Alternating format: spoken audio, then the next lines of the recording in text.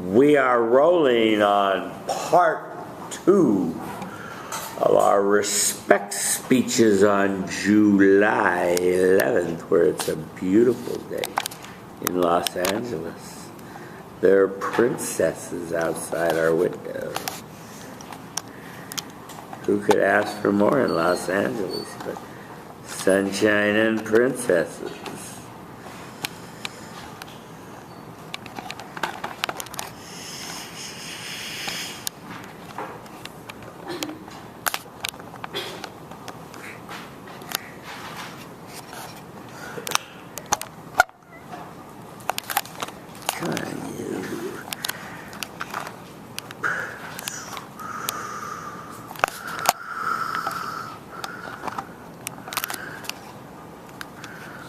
Okay.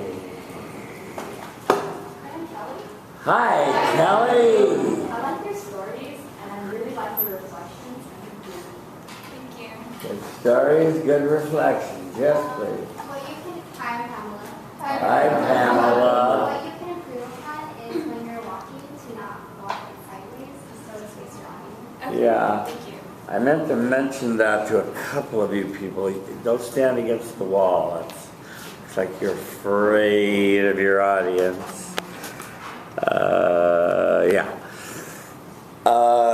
Yeah, that's a good point. Okay, so be aware of that. Rosa, I loved your speech. It was a good beginning. A lot of people struggle with this definition of respect.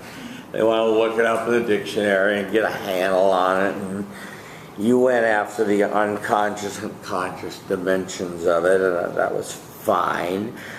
Obviously, what we're doing is a very conscious effort to be respectful, but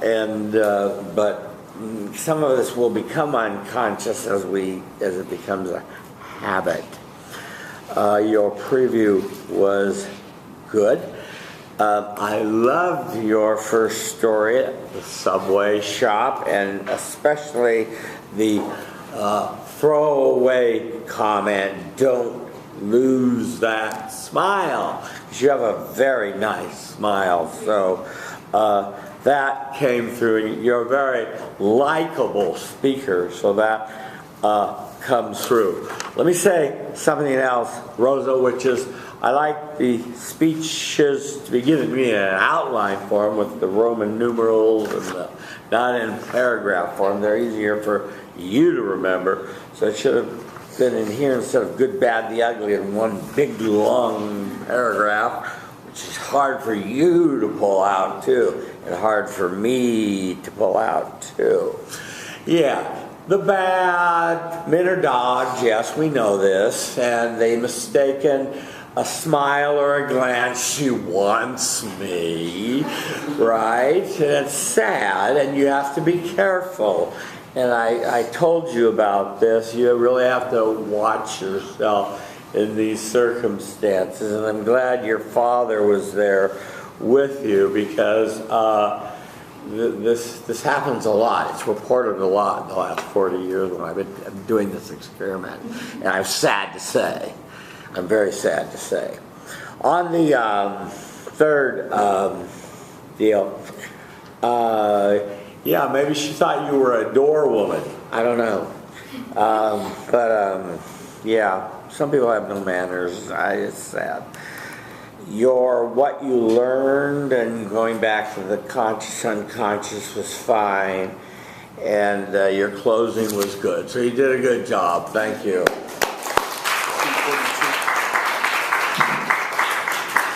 Okay, on deck. We're rolling.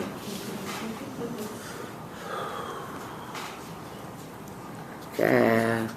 Step away from the backboard, please. Yeah. Good. Yeah. Perfect. Hi everyone, I'm Angelo. Hi, Angelo. And for the past 2 weeks, I've been treating people with respect, non-verbally.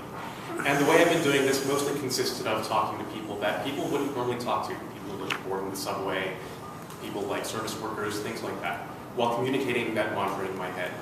I respect you, I respect you, I respect you. And so from this, I've learned that a little bit of respect can go a long way. In these past 2 weeks, I've gained 3 stories, the good, the bad, and the ugly. So, starting off with the good. I was heading back from the 626 night market over in Arcadia. I was riding the metro back, and about 3 rows of seats ahead of me, there was this young couple about my age, and they were dressed in this really, really extravagant costumes. I couldn't see the girl, but the guy was wearing like this red skirt. He had a white-haired wig on, and he had like, he was shirtless too, and he was wearing like this band of leaves around his neck. I wasn't sure what they were dressed up as, so I don't know, I wanted to say something to them. Like, I wanted to say, hey, you guys look nice, especially because they were getting tons of dirty looks from people on the subway. Across from them was an older white man, like about 60 years old, and he was really, really buff too. And he just kept staring at the guy.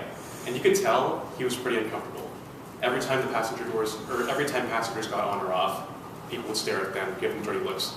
Like, what are you doing here? What on earth are you wearing? Things like that. And yeah, I wanted to say something to them, but I didn't know what they were dressed up for. So ahead of me were 2 girls. I asked them, hey, do you know what they're dressed up for? What's going on? And they tell me, oh, Anime Expo's this weekend. It's in downtown LA. They're probably heading to that. So I'm like, okay. Now I have all the pieces I need to, go ahead and say something. Except now I need to actually say it. When we get to Union Station, I get off the transfer, and thankfully they get off as well. And I take that opportunity to catch up with them, say, hey, I really like your guys' costumes for Anime Expo. Looks like you guys have made them really well. And that was it.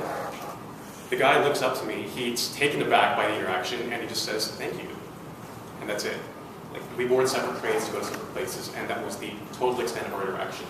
But you could tell from the guy's tone of voice and the way he looked at me, how he was taken aback by the interaction, that he really appreciated it, And so I think it was a really significant experience.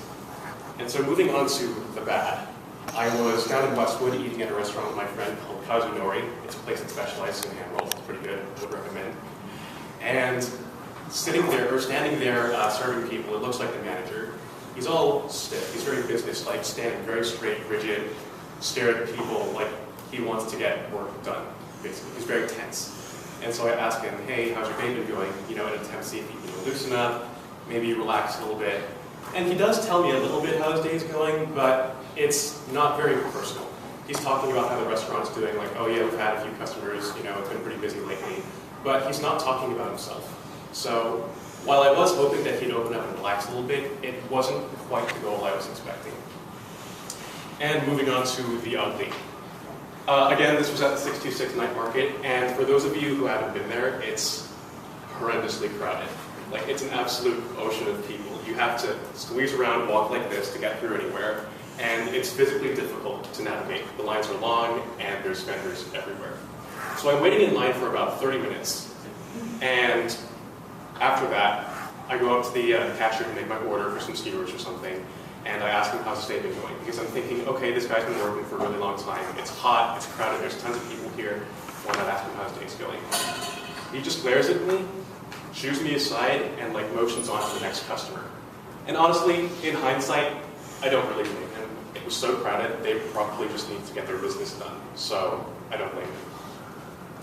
And yeah, given those 3 experiences, what I'd say I learned from them the most was that although there were some bad experiences with treating people with respect, the good experiences far outweighed that. And so I think a little bit of respect goes a long way, and it's always worth it. Thank you. Thank you. Yes, for your feedback. Okay, quickly. Hi, I'm Lauren. Hi, Lauren. I really liked your speech, and I liked how in your introduction you prefaced it with the good, the bad, and the ugly, and I liked your movement. Thank you. Movement. Hi, I'm Ling. Hi, Lee. I like your speech, your story, and you talk about a lot of details about your story and make your story very vivid. Thank you, Lee. Thank you. I thought you were, Angela, you were right to the point. You got right down to it and said, I've been doing this for a couple of weeks, and here's the good, the bad, the ugly.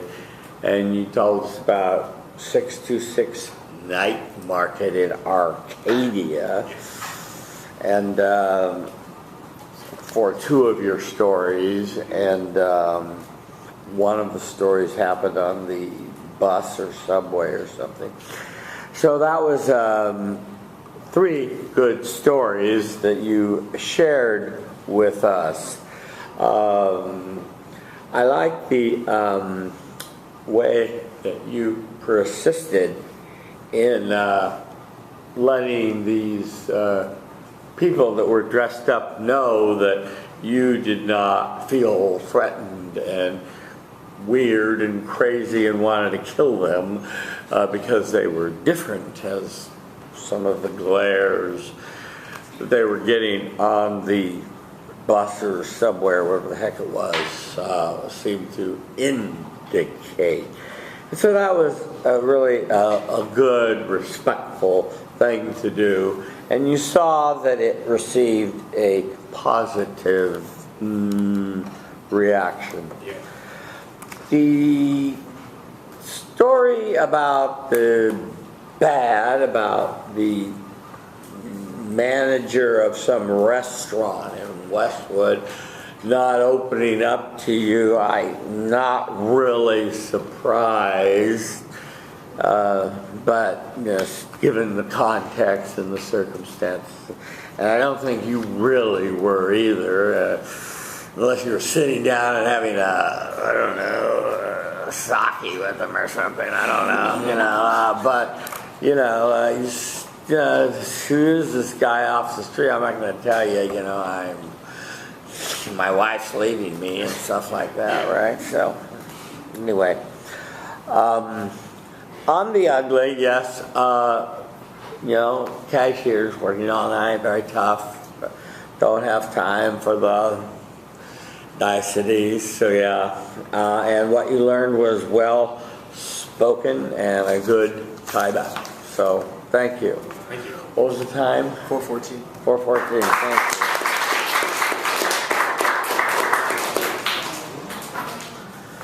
Okay, on deck.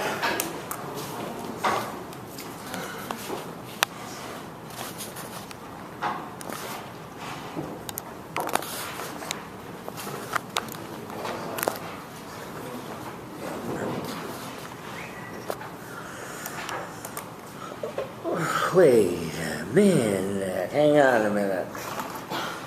This battery suddenly went to red.